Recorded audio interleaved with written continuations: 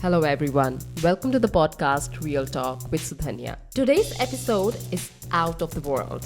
I literally mean it because my next guest, Susan, can communicate with other dimensions. I welcome you with an open heart and mind to listen to her incredible personal story on how she overcame her mental health challenges, embraced her spiritual gifts, and today is a certified life coach, a Reiki master healer, and lets you come out of the spiritual closet.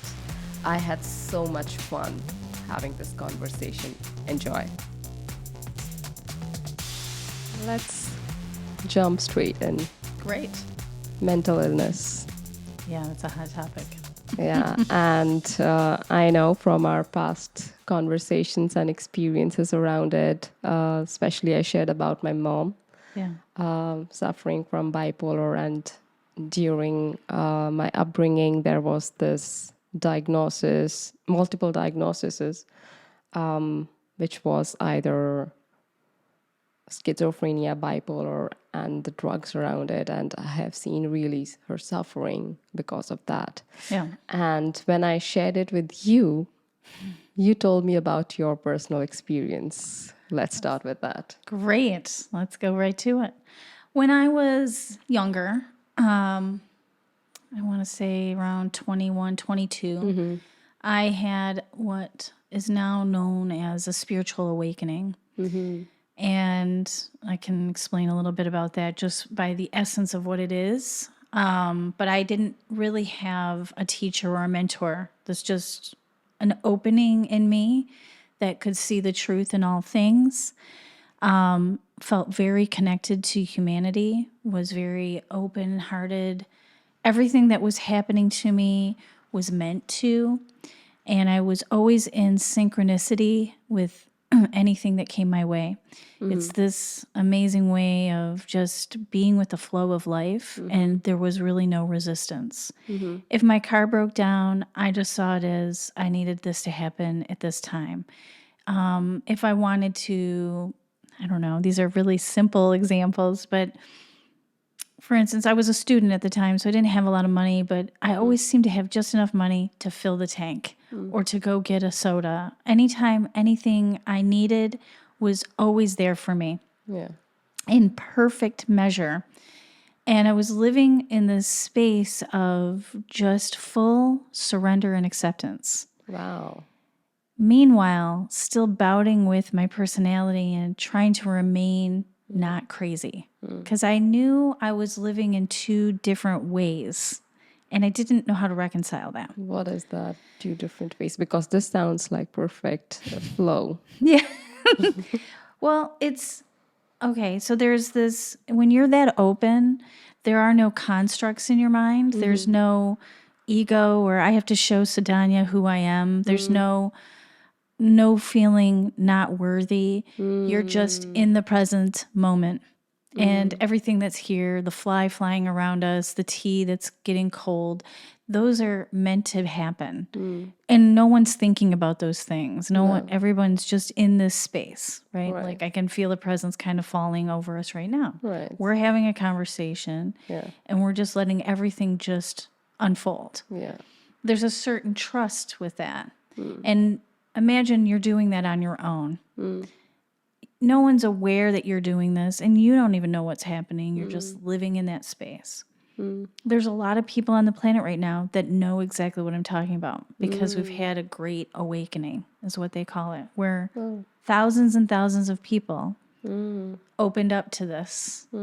This is, we're really diving into this. This is where we're really supposed to go as human race, is to live in that flow and that freedom. But we do have this mental construct of an ego and societal rules and culture. And so being in those two spaces, you can see, well, where I ended up. With this was 1995. I've talked about it in my own work because at that time, there were no people telling me what was really happening. But what was happening to you outwardly? Like, why did the society think something different? Well, I could see the truth in things. I knew when people were lying, they don't mean to lie. They're telling themselves a story and working things through that filter. And I could just love and accept them.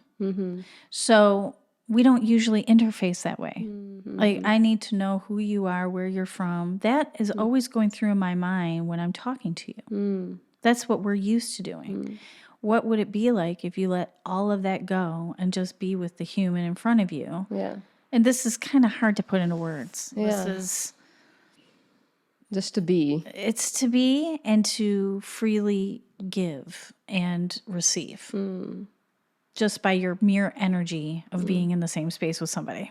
Yeah. It is like I can hear it and I sound like I'm in a guru way. But that is what it is. Has been your way of being. Yeah. Yeah. Well, at one point. When When that happened, like I said, it was 1995. The internet, I think, was just kind of starting. Yeah. Nobody had home computers, really. Email, I don't know what that was. I don't even think I should go look back. I don't remember. I just remember we didn't have phones and we really did connect still. But this is very much a secret society kind of thing that I was going through. I read cards back then. Okay. I did connect with the other side. I just didn't know I could. And then when the awakening happened, I could do a whole lot more than I realized. So it's a lot. And I know that people go through this all the time now. I see it online. One day just everything became crystal clear. Words really fail this experience. It can feel euphoric, for instance. To know that you're held, loved, and taken care of at all times. So that's the beginning. I mean, it wasn't the actual beginning, but when we were talking about mental illness, my story started with going to an oracle reader. She used a crystal ball. And I had so much intuition and stuff. I knew to go call a friend, and at that very moment they needed me. These kismic moments were really, the synchronicity was all the time, just not every once in a blue moon. It was, hey, go reach out to your sister, or, and it just felt like everything was telling me something. There were signs and everything. And I used to go to this little spice shop alongside the road on my way to university. Me and my friends were very pagan, Wiccan, into that kind of thing. Yeah.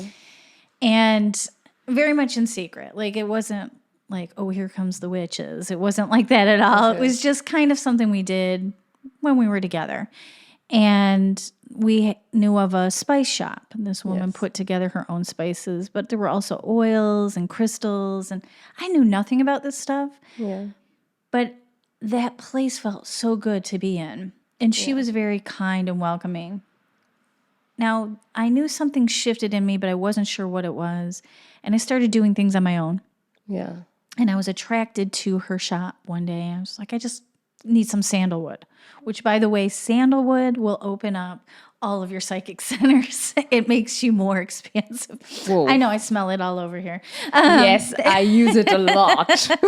It helps open you. And I loved it. I wore it as an oil. So it does help. Since childhood, it's my favorite. It's mine too. I did not know that. It's got a great scent. And there's more to sandalwood, but I mean, cool. It's one to help with your psychic abilities. So I was really into it. So I went to the shop, but I was there for something else, and I just didn't know what. Yeah. And she most likely was tuned in, because I was the only one in this little shop that was basically built in her house, and it was like floor to ceiling spices, but all these things were in there, all these new agey things. And I come to the counter, and then my eyes went up, and I saw something on the wall. I'm trying to remember everything that happened, and I kept hearing, you need to ask her to help you. And I'm like, well, I can't just ask her to help me. What do I need help with? Right. And then she kind of caught on that I needed more. And I said, well, And then I got it clear in my head. I'm a clear audience, so I'll get messages all the time, and it's usually on this right side of my body. That's why I do this. And I can remember it said, ask her if she can give you a reading. There's nothing on, like I was looking at the wall for something, but there was no sign. Right. So I just said, I don't know if you do this or not, but do you give readings? I didn't even know what I was asking either. Like, I knew about tarot and everything, but I didn't, like, she didn't have a poster or anything. I give readings or I do healings, nothing. She said, well, I don't advertise it, but I'll give you one. And I was like, okay. This, and again, I didn't know I wasn't aware what I was doing. It just felt like a thought in my head. Right. But a thought that worked. Okay. Right? So, come to the night of the reading, and without getting into that fullness of the story, because there's some landscape we're going to be going over anyway, she told me, you are very psychically gifted, and you're now remembering all of that. Don't be afraid of this. And of course, I want to know all about it. And she said, you'll know the way and you'll be guided. Just don't get this mixed up with psychology. Because I started asking questions. Understanding. Trying to figure Logic. out. Use logic. Right. She's like, psychology does not have words for this. And when we start talking that way, we lose our path. Like, she met me where I was at and gave me all the loving space as I could, that somebody could give me for somebody in my state. I was in awe and I was excited and I felt seen and didn't feel crazy. And that's what that woman gave me. But then I was off to the races on my own. Like, I didn't have an anchor. I didn't realize what I was able to do. So much started happening. And this is what I mean. I was kind of living in two worlds and still trying to interact with my friends. But I couldn't tell them what was going on. I couldn't tell them that I knew the next thing that was going to happen in the room, or that I knew that they shouldn't do this thing, or how I knew those things, or why I knew what the next thing was going to come out of that person's mouth was verbatim. Like, I really had a very sharp and tuned in sense of everything and everyone and what they needed. Like, sometimes I would bring a drink before anybody asked. I still can do that one. But, it got very frightening and things shifted. I connected with things that I didn't understand. And this led me down to a path of being really afraid and scared of a lot of things. So I went from a very loving, open place to very guarded and hypervigilant and not ready to handle what I was seeing and experiencing. And then I ended up, one night, I came home and I saw a bunch of messages highlighted for me. And I got very scared and I heard in my head, run, get out. And just as I heard that, all the lights in the house went out. And it was in the middle of the night, but it wasn't late. And I ended up taking the rental car my parents had hired and called my friend. So I knew it wasn't a blackout because my phone still worked. This is on the wall phone, not cell phones. Yeah. And I said, I think I'm in trouble and I have to get out. And she just totally accepted everything. She's like, get in the car and make your way down here. It was an 1.5-hour drive that I made. I took ways to her place that I've never done. I know what highways, but I felt in fear of my life. Like, I felt like something was chasing me. Yeah. And I felt like I could trust no one, including my parents. So there were a lot of messages kind of coming in that didn't make sense, but all I knew was to go. Like fear. Yep. The fear, everything. I got to her completely exhausted. My friend was so gracious and kind because she didn't talk to me like a little kid. She talked to me like she understood, which was very important. So I didn't feel more scared. And, I think this is to be God from her too. Yeah, I have to, she doesn't get it, and now I have to do something to make her feel better, because that's usually the thing. She ended up calling my parents, and they talked to me and asked me to come back home, because all this stuff was happening to me. I didn't talk to them about, for the obvious reasons. Not being understood. Yeah. My grandmother was visiting at the time, and so when I came back, they were very frightened and alarmed by my behavior, because it was not normal for Susan to do that.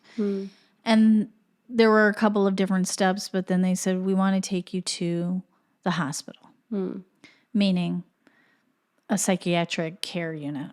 And I knew to just surrender to the situation. I tried to speak what was going on, the truth, and anytime I talked to anybody, a psychiatrist or a therapist or a psychologist, they kept coming back at me with what they learned, and I could see that because I was psychically open. I could see that they weren't dealing with me and really understanding that I was exhausted, that I am not aware of what is going on because no one talks about How to this. deal with the psychic abilities. Yeah. They only know psychology. And I thought to myself, this is exactly what my oracle reader was trying to guard me against in her best effort, to not mix these two worlds, because they're not, and not her words, but they're not ready to deal with this. In fact, There's no acceptance in the society still. no. And I think I told you this. I read an article a couple years back about this Indian guru who came to the United States in the 80s. And in the 80s, we were heavily medicating people with Prozac for anxiety or depression. We used it for everything. And that was the beginning of these psychic medications being used in a more of a general sense. And I'll try to find that source for you for the podcast. But the guru said, what are they doing? They're medicating people who are having spiritual awakenings. When I read that article, I cried, because that is like exactly what I felt. I went through something that psychology does not put in the books, you know? I was very aware of myself. I wasn't gone.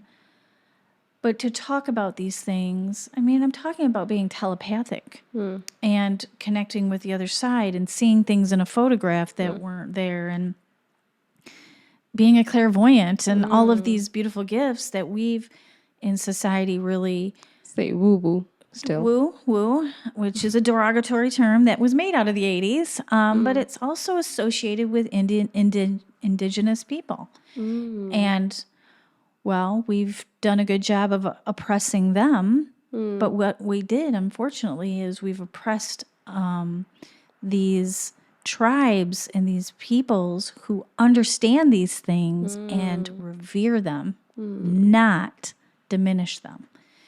In our modern society, it's all been up here. What can your intellect learn and be? And I remember when Controlling. yeah, and everybody has to be categorized, and I can only talk to you this way because this is what you are. It says accepted. So did you also get medication? I did. I got this wonderful drug, an antipsychotic, because they said I had a psychotic break. And I'm not going to say that they were dealing with me in a very fragile and scared state. And I said a lot of things that were, you know, even to this day, if I were to say that, I would see myself as being cuckoo. Or I'll be concerned if you speak like that, yes, for example. You and me, on a logical level, there's a way, we have a secret contract in how we should be in society. Or at least even forget about society to feel safe. To feel safe. Like, right. These are the words we can use in this environment. And that, you know, to a degree, that makes sense. You know, and that's also why I just got the overwhelming message. Now you're going to go through a different phase and just surrender. I learned a lot by being in that hospital. I never shut it off the whole time I was there, and it really protected me in some respects. And what was the label that was given to you? I Diagnosis. I found out later. So back then we still labeled people manic depressive. Then the next day they would change it to bipolarism. Then they would change it to, and bipolar was kind of new. And then I was a schizophrenic for a few days. I was I'm all not over surprised by all these. I was all over the place.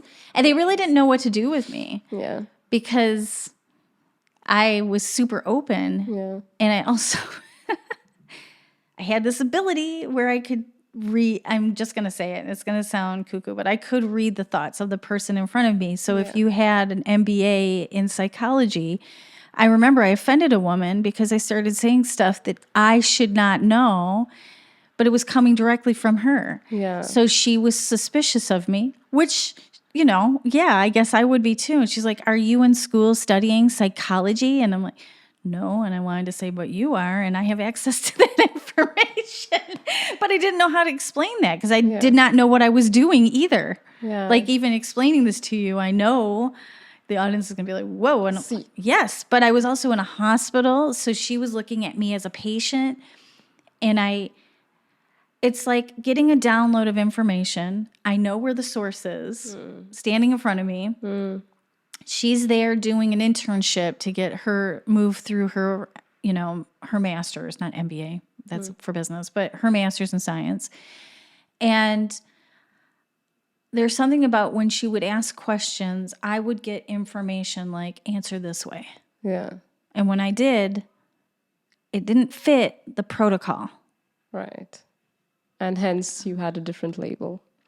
Because I was, quote unquote, outsmarting them, but I didn't realize I was doing what I was doing. This is like 20 years later that I realized this. Nobody told me. I'm like, why is she mad at me? That's what I would be like. Or why is she getting upset and cross with me? You were also scared of them because in these phases also, like you said, right? You're like extremely scared of people. Yeah. At everything. And Right. You know that like you feel like every moment you're going to die or somebody's going to kill you. Yeah. Well, and that was that evening. And then when I got to the hospital, I felt safer, but still on guard because of the energy each person was conveying. It was like a different, it wasn't so much fear. They were trying to figure me out, and I knew that. And I just wanted rest, really. Yeah. And I also wanted information. Yeah. So I was like, well, I hear my guide saying surrender, but stay guarded. And then I kept getting information on how to handle things. And it was all very nanosecond stuff. Like I'm explaining it now, but I could have never told you this when I was going through it. I didn't know. And they started putting me on drugs. Yeah. Which makes you Tired and slower. And it was awful. like tranquilized. Yeah, and very sleepy. Like I'm going right into it right now. And and they would get suspicious of me, believe it or not, when I was carrying a Bible and started talking about Jesus. He's one of my people. And they were like, "Why are you reading a Bible?" Because I felt I needed a higher level of help than what I was getting. Yeah. And I also knew I was put in these situations to understand something. So you were trying to find your answers through this limited vessel of information at the time. These doctors, specialists, they were also getting scared that because there is a scare of religion, especially in States. Yeah. That, that's completely unacceptable if you are religious. That like there is a huge segment, the intellectuals. Oh, yeah. I didn't even think about that. Oh. Yeah. They were on guard for everything. So that was, "Are you suicidal?" And I'm like, "Why do you keep asking me these questions every day? Why would I be suicidal? We're just doing our job. We got to make sure." And then I would ask questions like, "Did somebody die in that room?" And they knew enough to not BS me and tell me the truth, because then I would say, why aren't you telling? You know, like at this He point, was still pretty logical. yeah, but they were still very, Yeah. you're a patient. Yeah. And I want that's to prove you wrong. right. And I need to label you so I know how to deal with you. Yeah. That's the thing that kept coming over and over and over again. Even before I went into the hospital, because you have to go and talk to a psychiatrist. And I knew everything I said to him, he wasn't believing me. And it wasn't him either. Like he was talking because he got educated. Yeah. He was wasn't talking theory. Yeah. he wasn't being with me. He was being through his education and his intellect. And these people need me to, I'm a respectable psychiatrist. Like all of the status stuff came through. He wasn't really, how are you feeling? What are you thinking? How can we help you? There was no humanity or love is really the word I want to say. It's not about humanity. It's about kindness. And This is my personal experience with dealing with mental health workers as well, yes, because I have also been in such hospitals for my mom. of course. And I realized that it's so transactional.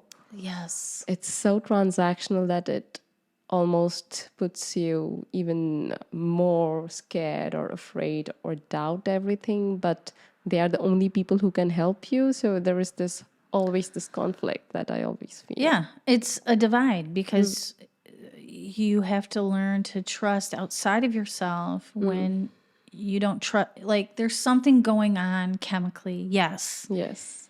And you're being asked not to trust your inner workings, your intuition or your, and you need help. Actually, you need help. you need help, yes. Yeah. And you can't function, so this is the gray area that gets a little tricky. And I respectfully know that I'm not here to say anything bad about medical illness help.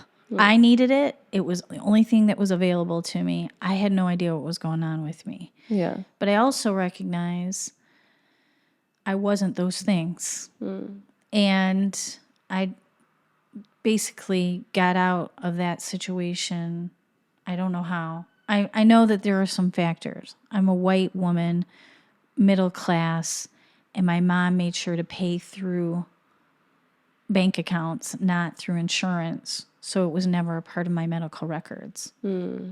Because once you have any mental illness that big, schizophrenics do not have free range to live in society. They have. Really? Well, I mean, listen, I don't know all of the things, but you have to be medicated. Yeah. And you have to be in some sort of care because schizophrenics, it's such an unbelievable, weird place. I'm speaking and I'm like, words are coming out of my mouth. This is way out of my range is what I'm trying to say, but it is also way out of the mental illness society or psychology. We don't understand it fully. Enough. Yeah. Enough. Yeah. Right? Yeah.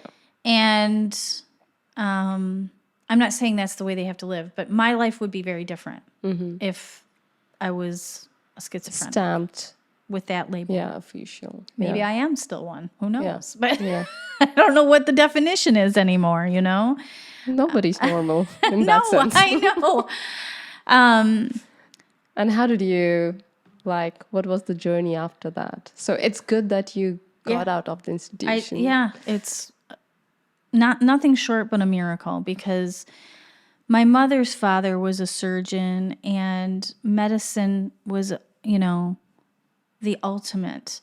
And I don't really know how we got out of this thing because I still had to go and see a psychiatrist. She didn't like him. I didn't like him. They kept making it about my parents and how they raised me wrong, or that was the suggestion. Like your childhood traumas. And they never said that, but again, my mom, my dad, and I would go home and we'd try to figure out what was the psychiatrist actually asking us, because it is a lot, not just for me, but for them to put our faith into this person who we don't know, who's supposed to have all the answers, and they're still asking questions. You're Because also trying to trust your psychiatrist. right. Yeah. And any suggestion that it was some sort of problem coming from my being raised, well, they would get angry about that, and I'd feel that because I'm an empath and highly sensitive. So I'd be like, oh, okay, and I learned not to talk to them about it anymore. And I just wanted to get my life back, right? Like, okay, I know what not to do now. Yeah. So And that I can. How many months or years you were in this hole? it was a short time. They also chalked it You were up to 21. I was 22, and yeah. How long did you have to go through this whole medical I think procedure? it was about within 2 years. I wasn't years, really. yeah. I was out of the hospital 7 days. First of all, when you're at a certain age in the U.S., you're an adult. So I had to volunteer to go into the hospital. I never had to go. I didn't realize that, but I was too tired and I was looking for help. And I'm glad I did it because what then? Go home and have my parents make me go anyway? Like, we didn't have answers. So I can elect to be in therapy, all of that. I just knew that I don't remember how I cut it out. I think at one point, my doctor just said, I think you're fine. And they chalked it up to, they said it's a phenomenon in your early 20s that happens to a lot of young people where they kind of, from the pressure of growing up and trying to become an adult, that's what they've chalked it up to that. Okay. And it's usually around this time of period. Okay. So I didn't get a stamp on my life of being bipolar or manic depressive or schizophrenic. They said I was really having a hard time leaving the nest. And that's why they put it back at the foot of my parents, that they weren't making it easy for me to leave. And they came up with a story. That was fine. They kept me on these antipsychotics, though. And it was a new drug, and I didn't like it because it was a new drug. And I was like, just stop taking it. And then my life got better because I wasn't tired all the time. By the way, I would never recommend this, but I just kind of silently said, no more. Yeah. And then one day I remember my mom asking me, you should be due for another prescription, fulfillment. Yeah. And she's like, are you taking your drugs anymore? I just looked her dead in the eyes and said, no, it's not necessary. She went, oh, thank God. Like, oh, we agree? Great. Yeah. Then it was done. And it's hard to remember. This is a long time ago for me. But I started dating someone. I started having a fuller life because all my friends and my parents didn't recognize me. And I felt like I had to follow rules. And you learned the rules and you started following the Yeah, and they were hard. societal. Yeah. First, when I first got out of the hospital, I didn't want to scare anybody anymore. I didn't want to scare me. So I'm like, I can only stay up till 10 and then I have to go to bed. Like, I went into this reversion of routine. Yeah, I need to be a little kid again because I went way out of bounds and nobody recognized me anymore. And so to stay safe and to be accepted by everybody, I'll go back into the box. Yes. And that worked for a little bit. Yeah. As long as I was living with my parents, I could do it. But your gifts are always with you. It never really goes away. It gets a bit disconnected.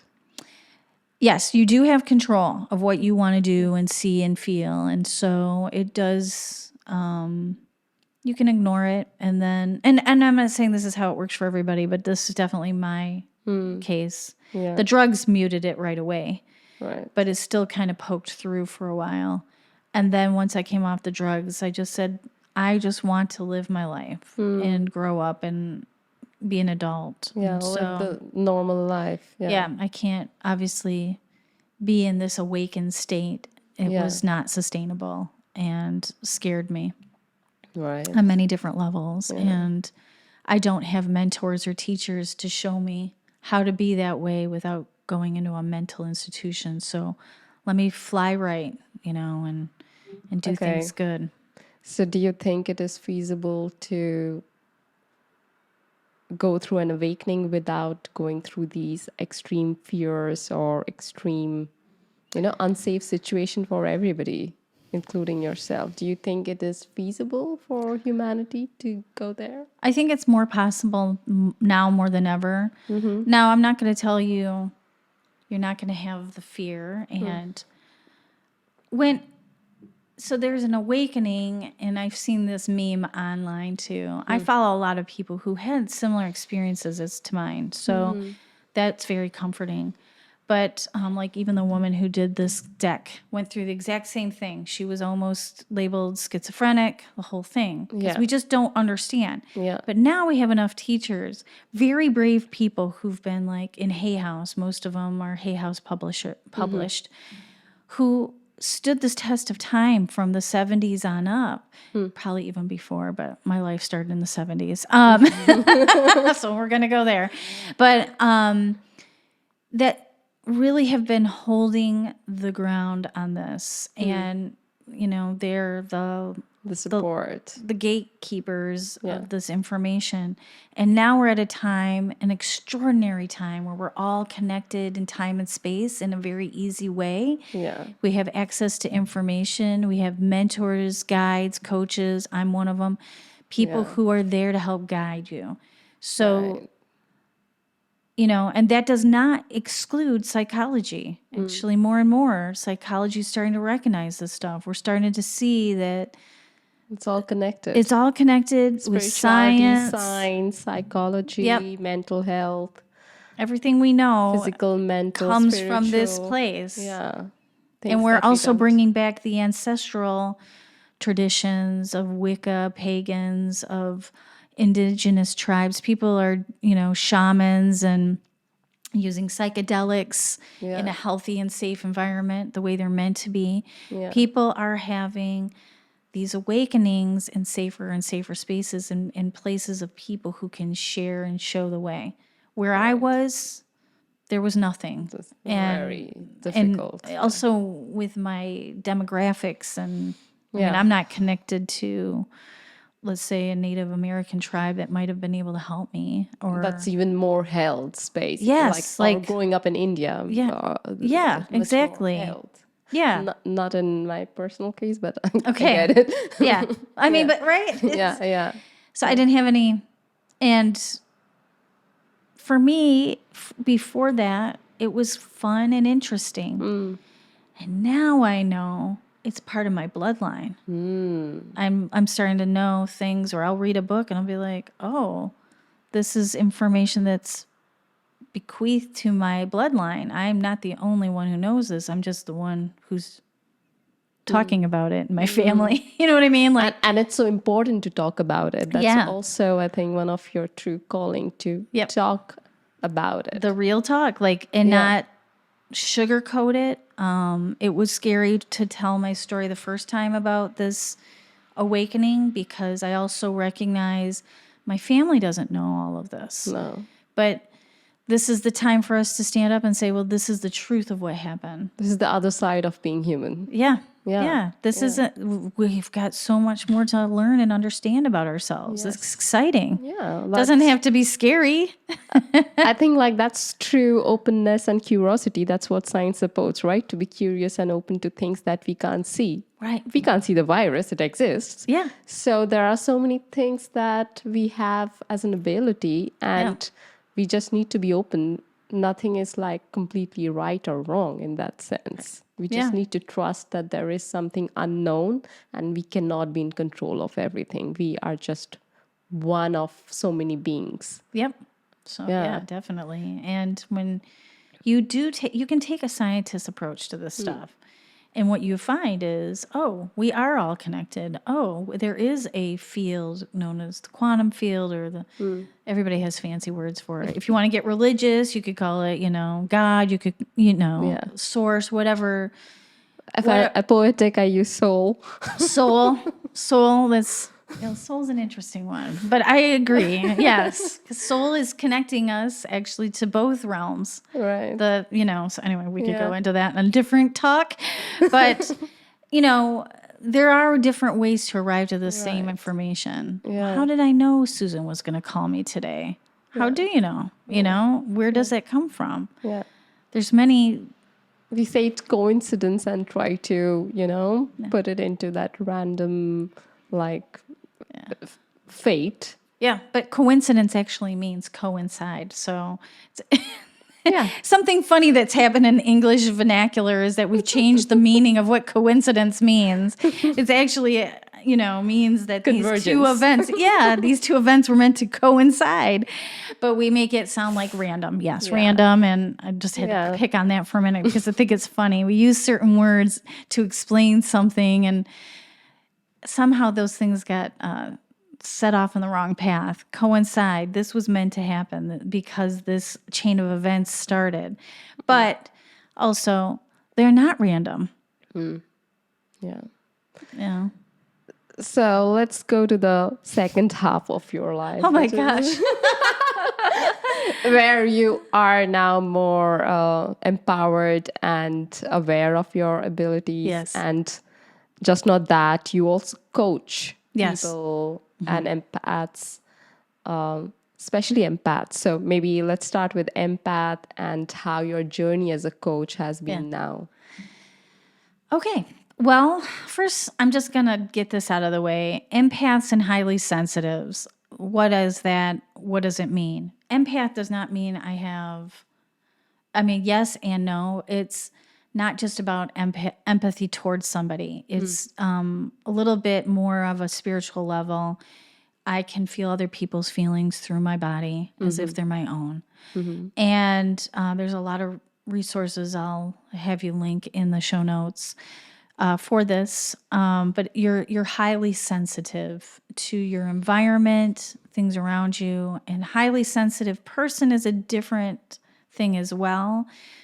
They're very similar characteristics that kind of cross over. Okay. But highly sensitive people get overstimulated easily. They are neurodivergent, so they have different pathways in their brains, but more importantly, they have mirror neurons in their head. What is that? That is like you don't filter certain things. So, you and I talked about this before the podcast. It's this ability to shut certain things off. And typically what I see it as being is not being aware of other people. This is my own thing. I'm always constantly aware of everybody. And not because I'm a people pleaser. I have mirror neurons in my head that make me more open. And so there's some work here from Dr. Elaine Aron and Dr. Judith Orloff. Judith Orloff does more on the empath side, and Elaine Aron, she does it on highly sensitive person.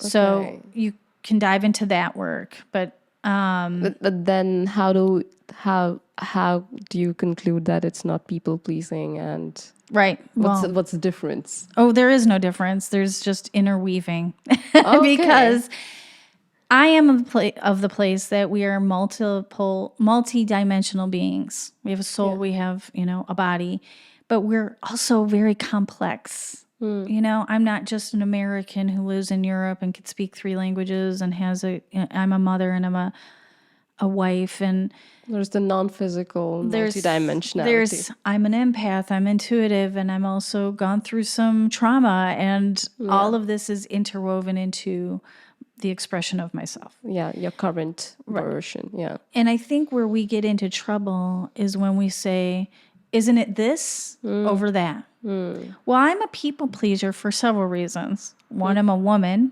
and I was taught by my mother to be a pleasing person towards others, to be submissive and to let the man speak in the room. Because I'm Gen X, so that was still very much how we were raised. And I don't think it's completely off the planet. Not at all. So I'm sure a lot of us here listening are like, people pleaser, be a good girl. So that's one layer, my gender. Yeah, that's a memory that we carry collectively as women. As women. Yeah. That we are supposed to please everybody. Yeah. So we are natural people pleasers. That's layer 1. And then there's this layer of being a highly sensitive empath. I call it the inner people pleaser. No one's asking anything, but invisibly, The empath will intercept needs or wants or feelings or it's all energy. I don't know why I know this, but said Danya needs a drink. I'm going to go to go into not the bathroom, but the kitchen. I don't know why I'm going there in the first place, but I'm going to get her a glass of water and bring it to her. And that's where it's more empath because it's a little more highly intuitive. But highly sensitives also carry this trait. So they're understanding energetic blocks in the room, and it's about creating harmony. It's not about people pleasing. It's about creating harmony. Somebody doesn't feel right in the room. I want to create a nice balance in this room because it makes me feel better. Right. Then there's the layer of trauma, and trauma changes the whole dynamic of this conversation. And I am not qualified to talk about it in the way that, like Dr. Gabor Mate is an excellent resource on trauma. Amazing. Yeah. At this point in time, and he says this, we've all been traumatized. And trauma can come through your cells. So who doesn't have a little bit of that from wars and other devastations on this planet that we weren't even alive for, but our parents and our grandparents and so on and so Lived forth. through that. Yeah. We have been passed on with those traumas. Yeah. Centuries of it. Yeah. So things that we're not aware of, but like maybe we, based on our behavior, was passed on to us. But my mom never told me to do that. No, but your cells have the coded information, and that's evolution. We're back to science again. We learn that's not safe. I'm going to teach myself and my kids, and then it's just genetically passed down. Nobody has to talk about it anymore. We just know, don't go that way. That's unsafe, right? Yeah. Yeah. Don't do whack stuff or, follow the schooling system. That's the only way to learn. Right. Like so many rules that we follow just to be safe. Yeah. And some of them are driven by government and society. yeah. And some of them were real tests that our ancestors went through. And like Titanic, for instance, I'm just pulling that one up for whatever. It sunk on my birthday, but other than that, I wasn't, not the day I was born, obviously, but I have a little weird connection with Titanic. And anybody who came out of that trauma,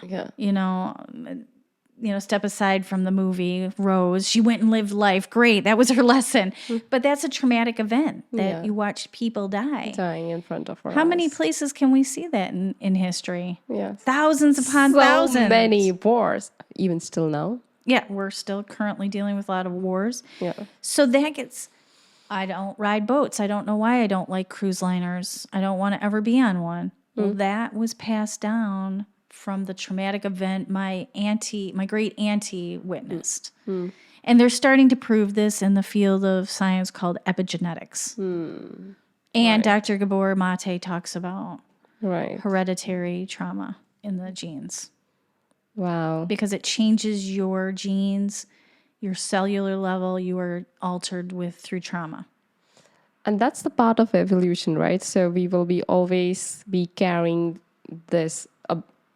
I think, this is indeed a very special time that we are all, as a collective, we are looking into all the pain, trauma, suffering that we have gone through. We are empathizing, mourning at a big, big level. Right. And not running away, at least daring. At least, I don't think so everybody, but there's places that could use some help. Yes. and I think that's where this podcast might help. Right. Yes. But like the dare and the courage and the whole trust in that inner wisdom to talk about it is extremely important in these times, because that's how we will evolve to the next, set of evolved species. I totally agree. And it starts with talking about real things, being honest, being open, being vulnerable. I'm thinking of Dr. Brene Brown now, her work, all of these things that are coming, out that, I think back, if any of those things are truth sayers, I like to call them, people who are doing the research, who are finding out why we are like this. Yeah. If any of that was available back in the 90s, it might have saved a little bit Yeah. here for me. But I'm glad that it's here now. Now, I think many people, for example, I can share my personal story that I wanted to know why this happened with my mom. Yep. Or why is it a taboo? Why is this a solution? This solution of these drugs or these tranquilizing drugs, this doesn't feel right. Yeah. Why did she suffer? And it's traumatic, just not for her, but for the whole family. And that really drives me and pushes me. Like, I want to know the next level truth. Yeah. Like, what can we do as a society or a human being that my daughter doesn't go through this? Yep. Or my agree. great grand children doesn't go through this. It starts with what you're doing here. Yeah. And inviting new ways of thinking. Yeah. And being expansive and curious and keep that question in front. Why? Why did this have to happen this way with my mom or anybody else that you've come across with a situation? We don't know a lot about mental illness because it's a taboo subject and people don't talk about it. And why is it a taboo? Like, because we want everyone to fit in a box. Yes. Because it's more convenient. Yeah. But the veil is being lifted. We've got different expressions of even gender now. We've got people loving same sex. Like there's a whole array of spectrum of people here who've been disenfranchised. Accepting themselves and like leading now, more freedom. Like the boldness and braveness of that alone. Yeah. And so these medicines and it's lack of understanding. Yeah. And, it's beyond me a bit. I will, I'm glad that they constantly are researching these things because medicine isn't bad. No. It's not, we are not demonizing it. No, it's a solution for an answer we haven't found yet. No. We are just treating the symptoms and we need to go deeper now so that it never happens in the first place. Or we understand it and know how to handle it and give care and compassion towards it instead of what I've been saying is when I went through my thing, these people were talking to a label, a diagnosis, not the human. Yeah. And we're still in here. It's not like we left, it's when anybody would meet my eyes and speak truth, that healed me in those situations. But anytime they came with a stupid little flipboard and said, okay, did you do this? And started checking things off, you're not here with me. And we have bigger challenges now that are taking us out of that present moment, right? Yeah. And more devices and technology. But at the same time, it's good that we have these innovative thinkers out there who are looking at this problem in new ways. Yeah. And we have brave people talking about mental illness in a very real way. I have a hard time with anxiety. I have sometimes problems with depression. Yeah. And I think we are moving in both the directions. We are moving in both the extremes. For example, in the corporate, we heavily reward transactional interactions. We reward it. We treat exactly like what you're talking about. The doctor looks into the patient. That's what is rewarded also. Like, okay, let's not get into how do you feel or how you are today. No. Can you code this? Yes. Can you make finish this happen? Code? Yeah. Finish the, make it happen. And there's nothing bad in it. I'm saying like you can't be always be in that humane space like, oh, let's talk about feelings. But taking that away and just being that transactional, that is being rewarded in the corporate. And that's where you see more cases of burnouts, anxiety, depression, and people feeling more and more disconnected with themselves. That's one world that I'm seeing and that really scares me, that where we are moving with that lifestyle. Yeah. And then there are, I think, a good fraction of people who are actually questioning that, okay, why did this happen to me? Or why did I get depressed? Why do I have anxiety? Or let me be open about my psychic abilities. Maybe people will judge me, but this is my true calling. This is what I have to do Yep, to exactly. heal my traumas. And to be good with me, Yeah. to really see all of this stuff is asking for us to go in. That's my thought, you know? Like, stop putting it on the doctor to give you the medicine, you know? And I don't mean that in a shaming or judging way. It's what we've always learned. So you said this thing, and I'm like, you know, let's go back for a second. The transactional thing is the problem. Yeah. We have to stop rewarding that. Yeah. We have to stop thinking, oh, I've got to get that delivery out on time. We've got to stop treating humans like machines Right. to get the end result. Yeah. There is a nuance of mixing both of those kind of. But if you are working at a job that you don't love already, that should be the end. Like that's, but because we're not in touch with what we want and we've been told our whole lives, this is what success looks like. This is where the money is. Let's be frank. That's where, right. That's being rewarded. For Right. being transactional, you get money out of it. Exactly. Yeah. So now that we're talking about this whole other world, how do we bring that into making it look like,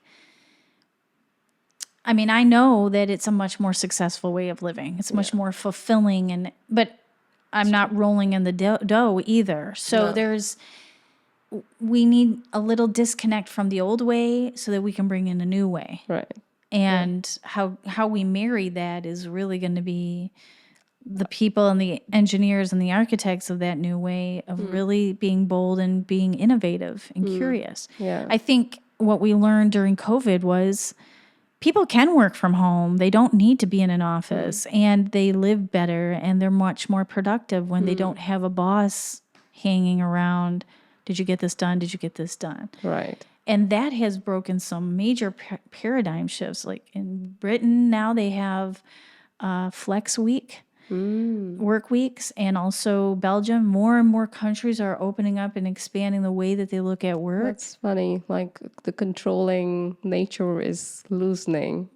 It's a good time, right? Yeah. And so we can, I'm not saying it's not still prevalent, but I think the way forward is through emotional intelligence. 'Cause I know you know a lot about that. And that's when an empath and highly sensitives naturally understand without anybody teaching them. So, yes, I'm talking about my beliefs here, but I think we are the ones who can lead the way in how to heal and marry these ideas together.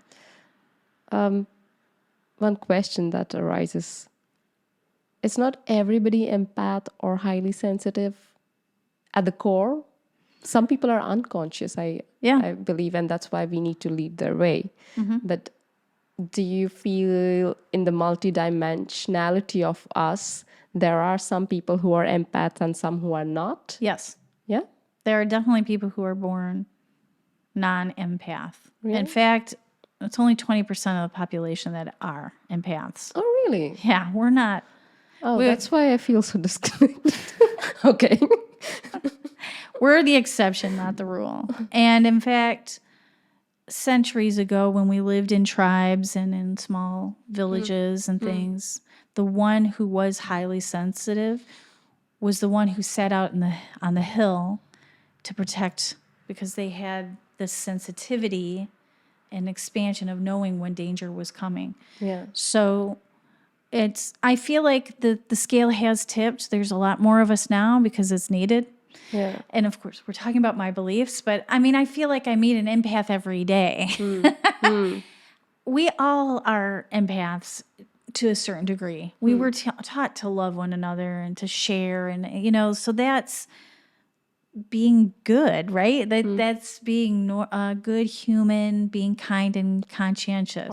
Or like appreciating without labeling, like you mentioned. Right. Yeah. So I don't, does it matter if you're an empath or not? Yeah. Can you still be highly intuitive? Yes. Okay. And you can also be more of an empath and not feel so intuitive.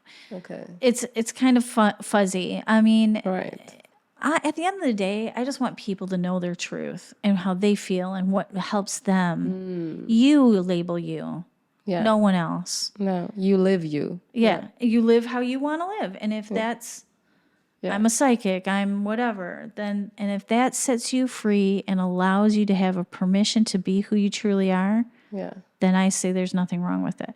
The problem I find is when people only talk to the label, whatever that label is. Oh, well, you're an empath. Even if I see it as a good thing, right? Yeah. Anything can be used against you. Yeah. But I feel like we're just understanding more about ourselves. This is amazing. So, like, fulfilling that, what you're saying is that's not the only way. Yeah, it's not. There are infinite number of ways, and for us to move on to the next level of awakening is to accept your own way, my own way, and that can be anything, and to embrace that. And I'll tell you, the systems that will survive in the next century are going to help people feel self-empowered, not have something outside of them. We're going to understand that whole inner world in a much better way. I'm getting goosebumps saying that. Because I think that's where we need to be. We need to see ourselves as, okay, we are different expressions of people, but we can find a way to live without borders. Or my husband's going to be like, oh, you had to do that. Yeah, like practical. Why do we need the borders are weird. When you look at a map, like who decided that was where the line went? I mean, really? And we still hold that. Oh, that's that side. They're literally 2 inches across an invisible line. Yeah. These are invisible things that like the concept of country and how passionate and how emotional we are about a flag sometimes, in my case. And we are ready to like fight, kill each other, and then how dare you kneel? I'm thinking of U.S. of course, but like, who made these things up? It's all made up. Yes. Like at the end of the day, so why can't we make new things? Yeah, and the other way is also funny that if you talk about kindness, compassion, let's love each other, like then you're weak. Yeah. Why? Why? Sometimes that's the bravest thing you can do is love somebody who's completely different than you. Yeah. And sit in the room and just be kind to them and not fight. Yeah. That's harder. That requires, I feel, tremendous self-acceptance. Boom. Right. It's tremendous that I am totally secure and grounded with the way I am, and hence I see my own divinity, I can also hold respect for your divinity. And that's namaste, isn't it? Yeah. Like, that makes me want to cry. But that's what that means, is that I am not upset, disgusted, or moved because you're not like me. And I can be in the same room and go, that is totally different, but that's here. Yeah. Yeah. I matter too, and you matter too. And we don't have to destroy each other, call names. It's non-judgment. It is total love. Yeah. And when we're not there. That's going to take a lot of healing. Like centuries. I think it will be taking centuries, but at least we are going maybe. I just would like to be hopeful. It depends on a lot of things, but yeah. Yeah, at least I would like to be hopeful that maybe. Yeah, and that's all we need, right? It's people who are kind, who hope for better. I mean, we see it all the time, but it's just not talked about because the news is usually on one side of the fence, and it's not as sensational. That Susan helped the old lady across the street for no reason. Like, it's not spicy. But yeah, wow. I mean, we went over a lot of stuff here today. Yeah. I got into empaths, and then I don't know. I mean, that's who I work with. But we went into a different but I think atmospheres. We're beautiful. Maybe we can conclude our beautiful conversation with, I still have so many list of things to like. We're gonna have part 1, 2, 3, and 5. or maybe you have to come again, and we continue with another topic. But yeah, if the final thing is, if somebody wants to embrace, right now who's hearing this podcast, wants to embrace their true empath self or know themselves, I know you speak about rituals. Yeah. Oh, yes. So how can we honor and give space to that element where maybe the psychic side or the soul side or the unseen side or whatever you call it, Yeah. if somebody wants to embrace it in their daily life, you say that like that's through ritual. So what's the importance of that if that's the concluding? Sure. Yeah. This is I think it's extremely helpful if you do see yourself as an empath or highly sensitive or highly intuitive. This means you're filtering a lot of information all the time and you might become overwhelmed by it. And even if you don't know that you're those things, the things I'm saying about being overstimulated when you're in a room of more than 10 people or crowds or you need to have quiet time.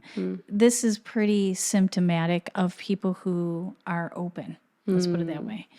And I think that having a ritual that you create yourself is more empowering. So that's the work I help my clients do is to find their own way. I'm all about self-empowerment, obviously. And I also think it's great to make your own through your intuition, what would serve me best. But this takes a little, conscientiousness and time of really slowing down and saying, hey, I'm not going to go to that thing tonight because it would drain me of my energy. Well, you have to understand about your energy. And so there's some self-work to do here. But what a ritual can really bring for someone in this space of being so open can bring you back to you and help you check in with your energy and understanding it better. So ritual can be anything. Sometimes people get a little poo-poo on this about taking a bath. It's not just about putting water in a tub. It's about what are you putting in that tub that is going to infuse your body with love, kindness, and care. What does that mean for you? Water, being in water really does help, especially if you submerge yourself in water because it clears you. Water is a natural cleanser. There's so much to say about rituals. I'm not going to be able to get all of it in. For me, my best and number one way of connecting with myself has always been pen to paper. Just letting it flow out of me. First, it starts with, I don't want to be awake right now. And then something happens and it turns into what we call free writing, where it's just almost like somebody's dictating it to me and I just keep writing. And then when I read it back, I'm like, whoa, yeah, that's an awesome idea. Or, oh, that helps me see this differently. And that is actually a spiritual practice. But ritual is as simple as lighting a candle and telling yourself, I want to feel calm. Yeah. I'm inviting a sense of calmness when I light this candle. Yeah. Or, it's what we do with a birthday cake, right? Yeah. We light the candle to light another year of your life. Right. And honor that. Honor. Yeah. I have a do-it-yourself ritual course. Oh, wow. And it's 3 things you usually want to do with a ritual is to manifest, honor, and release.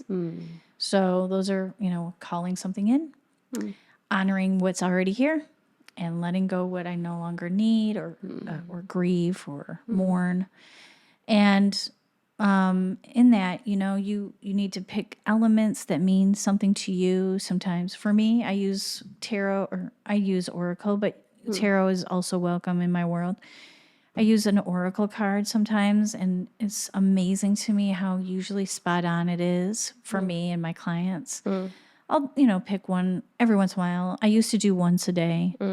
I don't do that too much anymore because the writing is so powerful.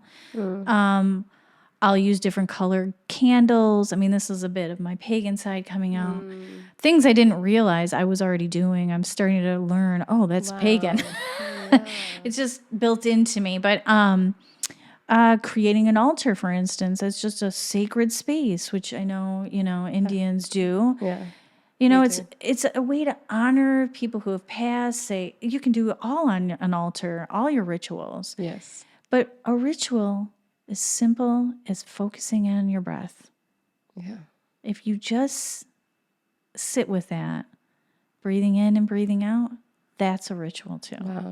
Wow. You know what I feel like hearing about it? It makes me feel like all our lives we want to be seen, feel, and heard. And ritual is a way of feeling seen and heard by our own selves, because that's at the end that we are looking for. Yes, it's perfectly said. Wow, that's so beautiful. And ritual is not to be confused with habit. I just want to say that because, The intention, the emotion, the humaneness matters. yeah, it's more of a sacred thing that you're giving yourself. Whether it's a few seconds or an hour or a whole day, Yeah. you're holding a container for you to see you. I love that you said that. And to love yourself, really. Like, Yeah. oh, you know, Yeah. here I'm enjoying my own time with myself. Yes. And it can bring a lot of other beautiful side effects, like you know, feeling more confident about who you are, accepting yourself. You know, it always starts here. Yeah. So that's what rituals can really help people with, and especially us open ones. Yeah. Beautiful. Thank you so much, Susan. You're welcome. I'm not going to let you go, but I'll end the podcast because I want a card reading definitely after this. We're gonna do it. We're gonna do it. But for the podcast, thank you so much, Thank you. Susan. I had truly, truly a great time. Me too. I think we had. I didn't have any clue where we were gonna go, but man, No. we talked about some really good, deep topics, and I really appreciate having that opportunity. So Yeah, and thank you. looking into the eyes and just confronting these these Yeah. unconventional talks, I would say. That's why I appreciate this talk so much. Yeah. Thank you. Me too.